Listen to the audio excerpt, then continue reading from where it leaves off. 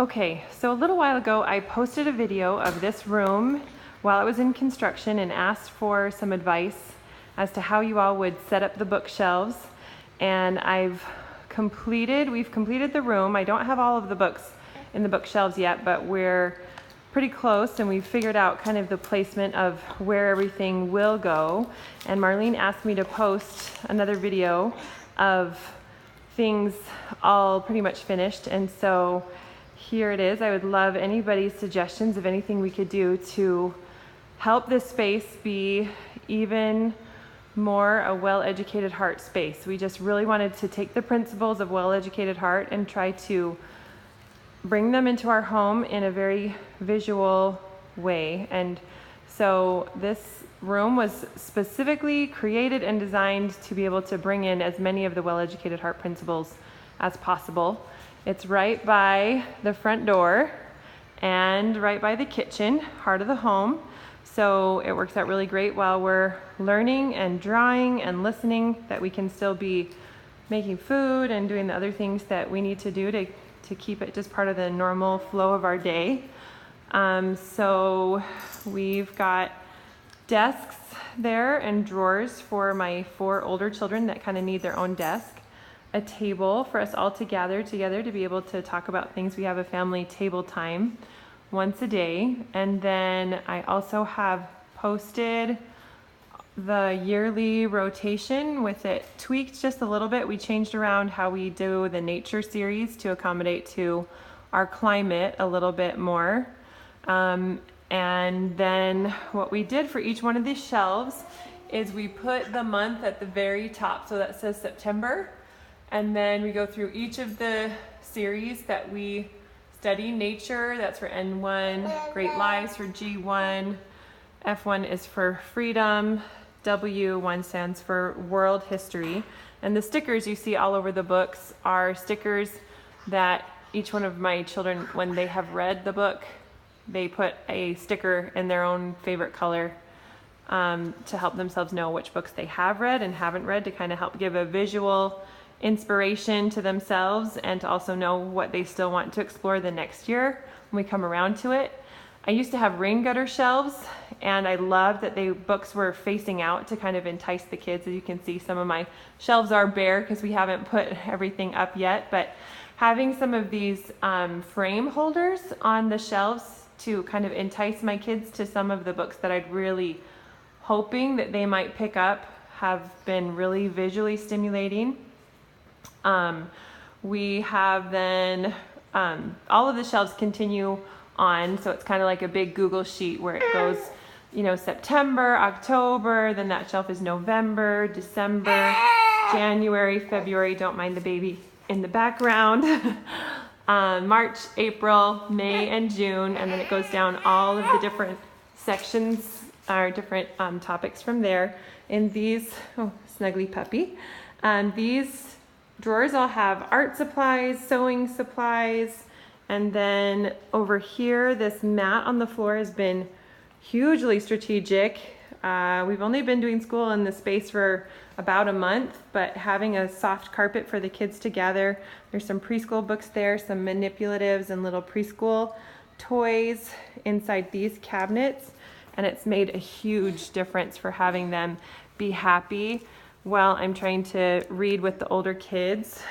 And then inside these cupboards, something strategic that we do at our house is we have a bucket for every month, and some of the labels have fallen off. But as I come across things that I know will fit into the monthly rotation, I just put them inside this basket. So this is month 9, for example, and this has some Civil War toys that I've come across. Since it's Italy, we've got Leonardo da Vinci, just some different coloring books, or I've even got some different science kits and mineral kits, just different things that help us to celebrate. We do a showcase at the end of every month or so that we taste foods from all of the different countries, and we have a presentation where we recite our memorizations, but having little containers like this to be able to have the food that we taste and kind of use them for some of the different artwork that we each display when we do our showcase. puts it all in one place, and then it's not so much work month after month. So having that right here where we do school has been really helpful. And then against this wall, every month I rotate the story guides that are posted on Marlene's website, so the kids can go through and pick which books they want to study, either from her online library or from the My Book House and the Junior Classics series. And I've kept the online library down at the bottom there, and then I've kept the My Book House and the Junior Classics down close to the bottom as well. And so I am curious to see how it will be month after month with having to reach up high to get some of those books, but I'm not sure how else we could have gotten around that, so I'd love any suggestions. These are also easily accessible books that we use every single month. And what I've done with some of the different books that don't fit into 1 month rotation is I go to the table of contents, and I also put this on my massive spreadsheet where I have everything in one place. But I'll go on the table of contents, and sometimes I will write down the specific countries that each of the composers or each of the topics fall into in the rotation. And then we still are studying things in these books and coming back to these same books month after month, but just studying all of the different mathematicians or musicians. See, I just put in the table of contents what month we would be studying each one of them. And I also make a note of it in the spreadsheet that I've made that just is everything we do in a month at a glance.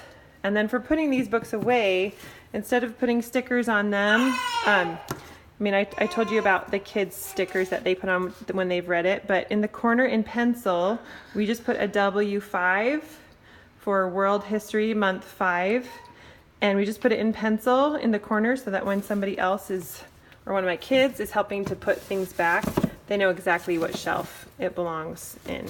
This isn't going to want to sit up for me right now. Guess we'll catch that later. So that is month 5 is January.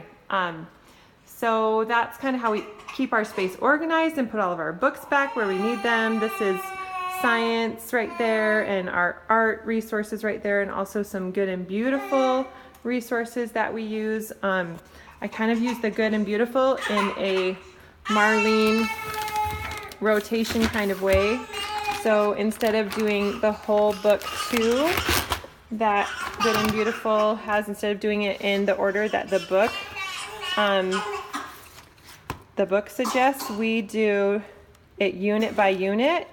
And so unit 4 in year 2 is all about the Great Depression and World War I. So we are studying this unit as a family along with Marlene's resources for month 10, which is where we're at right now. So anyway, that's just kind of a little bit how our space is organized.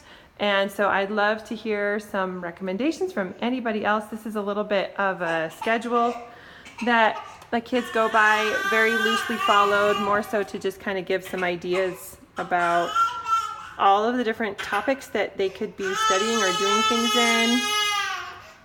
So anyway, baby's calling.